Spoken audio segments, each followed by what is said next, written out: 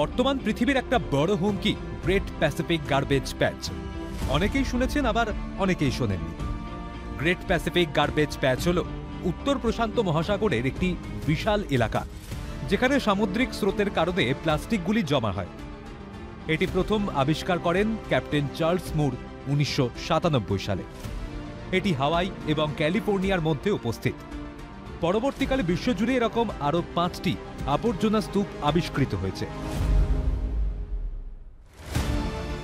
বর্তমানে এই আবর্জনার প্যাচ প্রধানত দুটি এলাকা নিয়ে গঠিত। জাপানের কাছে ওয়েস্টার্ন আবর্জনা প্যাচ এবং পূর্ব আবর্জনা প্যাচ।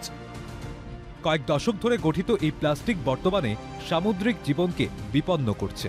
এই স্তূপে রয়েছে মাইক্রোপ্লাস্টিক এবং বড় আকারের প্লাস্টিকের জিনিসপত্র। এবার প্রশ্ন হলো, এই প্যাচ কত বড়? গবেষকদের মতে এই অংশটি প্রায় 1.6 মিলিয়ন বর্গ কিলোমিটার এলাকা জুড়ে বিস্তৃত, যা 6,20,000 বর্গ মাইলের সমতুল্য, টেক্সাসের দ্বিগুণ বা ফ্রান্সের 3 গুণ।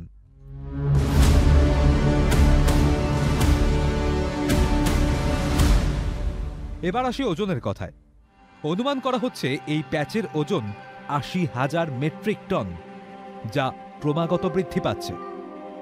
বিজ্ঞানীদের মতে প্রতি বছর বিশ্বব্যাপী নদী থেকে 8 থেকে 15 মিলিয়ন টন প্লাস্টিক বর্জ্য সমুদ্রে নির্গত হয়। গ্রেট প্যাসিফিক গার্বেজ প্যাচ সমুদ্রের স্বাস্থ্যের একটি উল্লেখযোগ্য হুঁশিয়ারি। অনেক সামুদ্রিক প্রাণী ক্ষুদ্র প্লাস্টিক কণাকে খাওয়ার ভেবে ভুল করে। প্লাস্টিক কেবল মাইক্রোপ্লাস্টিককে ভেঙে যায় না, এটি বিষাক্ত রাসায়নিক পদার্থও নির্গত করে। সমুদ্র সৈকতে এই মাইক্রোপ্লাস্টিক মিশে যাওয়ায় পরিস্থিতি আরও জটিল হচ্ছে। Calcutta television network.